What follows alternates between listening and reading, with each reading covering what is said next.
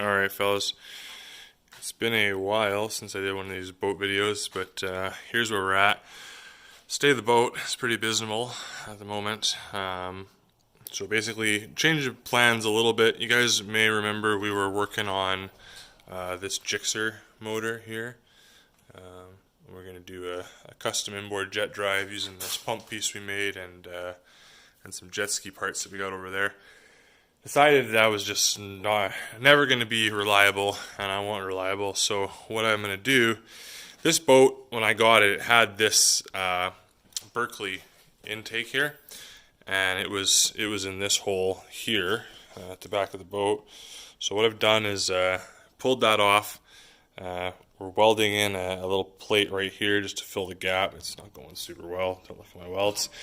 And then the plan is to come back with this guy on top. A little block off there and there. I got another little piece to fill up that hole. And hopefully after that we'll put something on this too.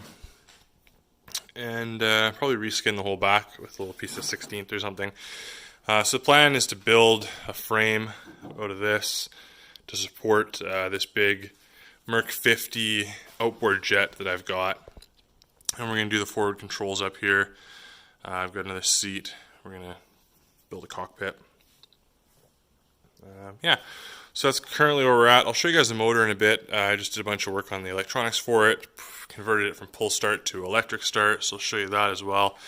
And yeah, that's the current plan. Working back here. And yeah, we're going to make a nice little outboard jet out of this 17-foot custom welded aluminum riverboat. So I will keep you guys updated as we progress. Alright, and here is the outboard jet that we're going to be putting on the jet boat. So this is a Merc 50, yeah, that vintage Merc 50. And it's got an aftermarket foot on it, so you pull off the lower unit, the leg, pull off the prop and you can replace it. This is Outboard Jets from California. They make these conversion kits. They made them since like the 70s. Pretty cool family outfit there. So this came together, but when I got a hold of it, it was a pull start only. This old two-stroke Mercury 50, and I just can't. I'm not as hard as the old guys were. So I pulled it a couple times and quit. Said, no, I want an electric start, and priced it out and back and forth. Decided I was going to try to convert it because this model actually came as an electric start option. So went down a huge rabbit hole, ended up getting a starter off eBay, which is a nice condition. But then it was not wanting to engage with the manual flywheel. This is the flywheel that came on it. You can see there's the thing on top that caught the ratchet pawl for the pull start, and it had a different well, it didn't have a ring gear. It was the biggest problem. So basically got myself a starter, then had to go get a flywheel with a ring gear. Then that necessitated getting a new trigger. There's a set of coils that goes under here.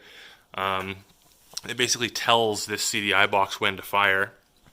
So pulling it apart, the wires were all rotted. They were absolutely just, the insulation would just fall off apart as soon as you touched them. So I ended up getting a whole new trigger and then a whole new magneto because I wanted to be able to charge off of this flywheel. So new trigger, new magneto, new flywheel, new starter, new rectifier, starter relay. Got a key here, all wired up correctly now, which is great. Redone all the wiring. You can see all this stuff's all new. So that's great. Done a compression test. It's all looking good. So basically we will button this up. I hope the timing's good, otherwise that's gonna suck. I got the lift hook in it now, so we'll pick that guy up and drop it on the back once I got that hole plugged up. I've got a new water pump for it as well, an impeller vane, so we'll probably have to do that at some point. It's going to be a bit more of an operation, but hopefully once we're good, we'll have a nice 50-30 jet. Forward controls, that'll be pretty sweet. So I will keep you guys updated as we move on. Alright, and we're back. Managed to get this bottom plate welded all the way around.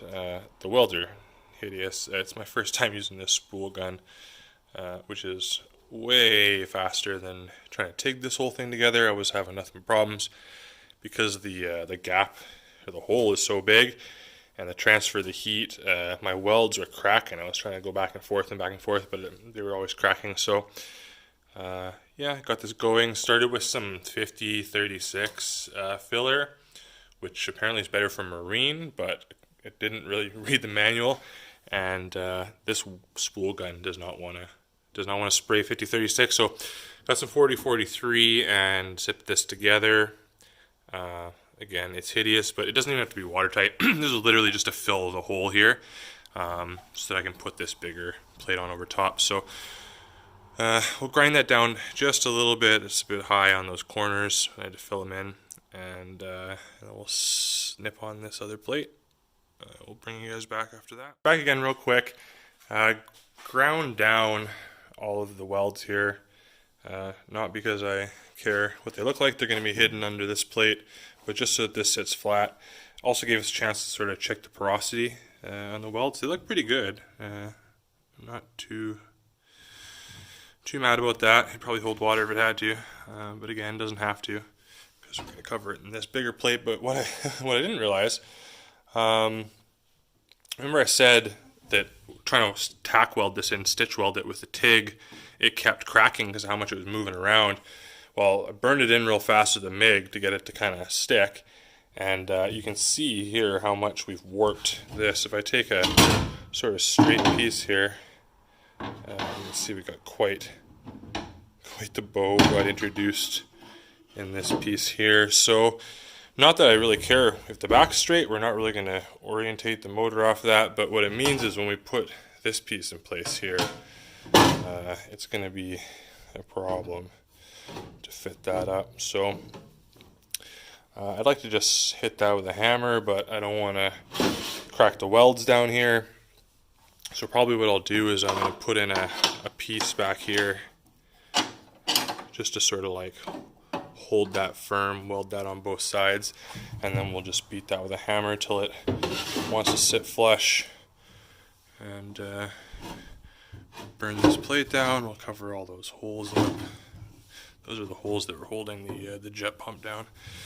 So yeah, that's what we're working with, and hopefully when I come back, won't have a hole in the back of the boat anymore. All right, one more quick update. So I nipped on this little 1/4 inch reinforcement piece to try to hold the two halves of the hull together. Hit this with a hammer, but unfortunately it basically will pop in if you hit it, and then it will pop immediately back out, like that. So in's a little better. So I think what I might do is kind of stick it like that, and then what we'll do is we'll come in and just nip these corners down at least, hopefully without popping it out mid-weld, and then reinforce it back here. And then probably what I'll do is I'll then knock this back out, sorry headphone users, and it'll push into here, and then we'll weld it on, something like that. Anyways, keep on. And just another quick update here. Starting to get this plate welded in. So we got some tacks on the corners. Started to stitch up the top. It's going pretty good. Been dealing with that warp I showed you earlier. So it's actually kind of evened out now that I've welded up this side, but yeah, it's definitely bowed in a little bit, but I don't think that'll hurt us too bad. Anyways, continue welding. And here's our finished product. So, yeah, the welds are not like the greatest welds in the world, but I think they'll hold water, which is all that we really care about. So, the next job will be filling in this larger spot here, some of these ones here, and then all these little holes, which is going to mean drilling out the holes to a larger size, get some fresh metal exposed, and then probably putting a backing on them. I'll show you that as we get there. And I'm not sure how long this video is getting. Might wrap it up here and cut it to the next episode to repair the smaller holes now that we've, you know, filled in the largest gap in the boat. I mean, converted it from inboard to outboard now. So, oh yeah, I've got some some pieces, well, I'll probably show you in the next one, to start building up the transom, reinforce all that to hold the outboard. So yeah, more to do. And then starting to mock up where the steering wheel and seat will go. Should be pretty interesting, so stay tuned.